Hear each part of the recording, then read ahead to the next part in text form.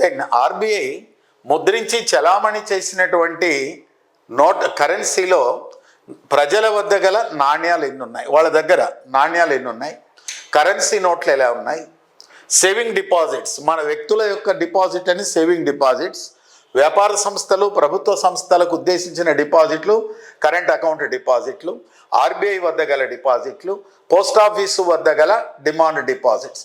ఎప్పుడైతే నువ్వు ఈ క్లారిటీగా రాసుకున్నావో క్వశ్చన్ ఎలా అడిగినా రాయవచ్చునండి.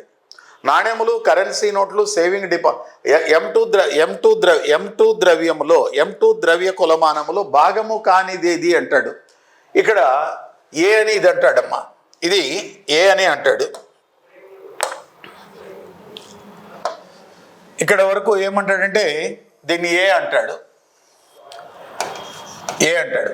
ఈ రెండింటిని బి అంటాడు,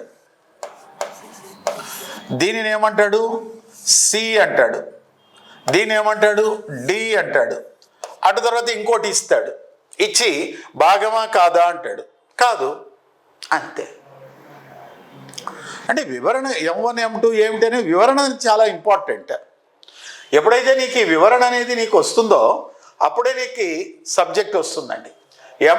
M2 ఏమేమంటాడు, నాణ్యములు ఉంటాయి, కరెన్సీ నోట్లు ఉంటాయి, ఇలా ప్రజల వద్ద గల కరెన్సీ ఉంటుంది, బ్యాంకుల వద్ద గల డిమాండ్ డిపాజిట్లు ఏమిటి, రెండు రకాలు, saving deposit, current account deposits, RBI వద్ద గల డిపాజిట్లు, పోస్ట్ ఆఫీసు వద్ద గల డిమాండ్ డిపాజిట్లు.